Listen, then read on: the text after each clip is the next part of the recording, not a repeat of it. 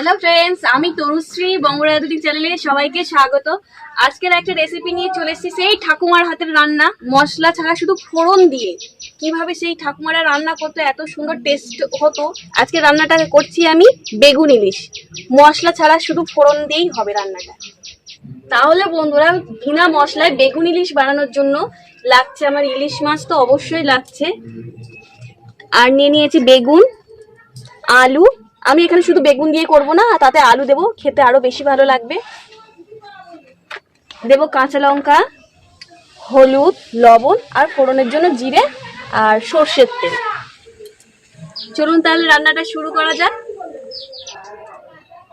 বেগুনগুলো তাহলে কেটে নিচ্ছি। বেগুনগুলো এইরকম ভাবে কেটে নিচ্ছি, দেখতে বেশি ভালো লাগবে।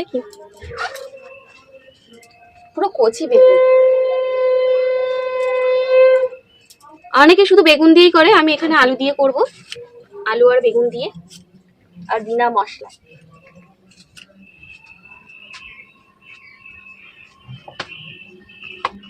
বেগুন আলু কেটে আর ধুয়ে নেওয়া হয়ে গেছে, নুনটাও ধরে গেছে। এবারে আমি প্রথমে ইলিশ মাছগুলো ভেজে নেব। ইলিশ মাছটা লবণ হলুদ মাখিয়ে নিচ্ছি। কড়াটা গরম হয়ে গেছে, আমি কড়াতে এখন তেল দিয়ে দিচ্ছি। এবার কড়াতে মাছগুলো দিয়ে দিচ্ছি।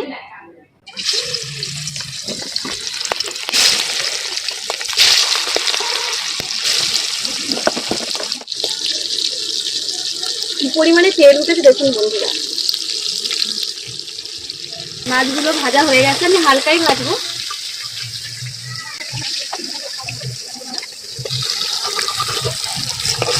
যা তেল দিয়েছিলাম মাছ ভাজার পর, তেলটা আরো ডবল হয়ে গেল। একটু ইলিশ মাছের তেল তুলে নেব গরম ভাতে খাওয়ার জন্য। কতটা তেল দিয়েছিলাম আর কত তেল উঠেছে। এই তেলের মধ্যে দিয়ে দেবো কেটে রাখা আলু।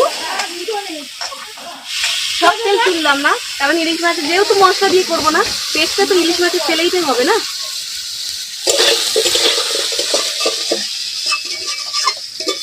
আলুটা ভাজা হয়ে গেছে, এবার এর মধ্যে দিয়ে দেবো কেটে রাখা বেগুনগুলো। এবার বেগুনগুলো দিয়েও ভাজা করে নেবো, বেগুন আর আলু একসাথে। এবার এতে আমি জল দিয়ে দেব,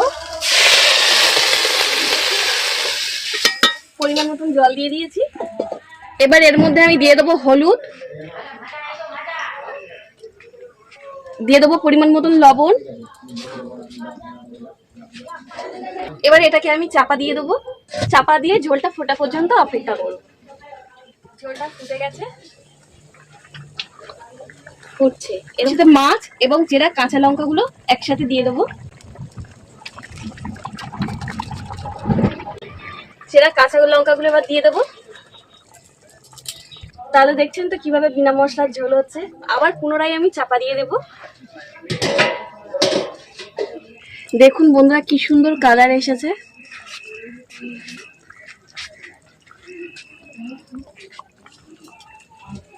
এটাকে আমাদের জামাইবাবু বলে যে ইলিশ মাছের ফটকা ঝোল। নামটা বেশ ভালোই দিয়েছে। ঝোলটাকে এবারে নামিয়ে নিচ্ছি।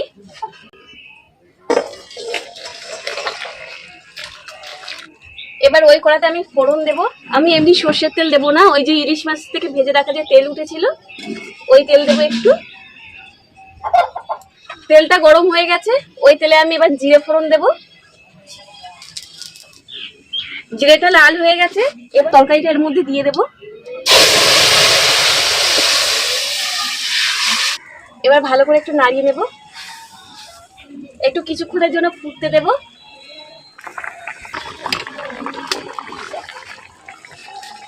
তাহলে বন্ধুরা, দেখতেই পেলেন ঠাকুমার হাতে সেই বেগুন ইলিশ রান্না হয়ে গেছে বিনা মশলায়।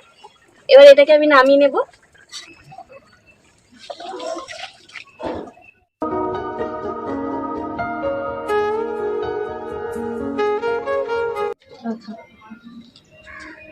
হ্যালো বন্ধুরা, আমি টেস্ট করে দেখছি।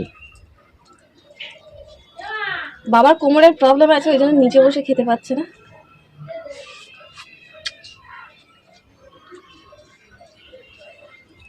ভালো হয়েছে? হ্যাঁ, খুব ভালো হয়েছে, দারুণ হয়েছে। আজকের এই পর্যন্ত, দেখা হবে আগামী কোনো ভিডিওতে। রেসিপিটা যদি ভালো লাগে অবশ্যই কমেন্ট করে জানাবে, এইভাবে আমাদের পাশে থাকবে, এগিয়ে নিয়ে যেতে সাহায্য করবে।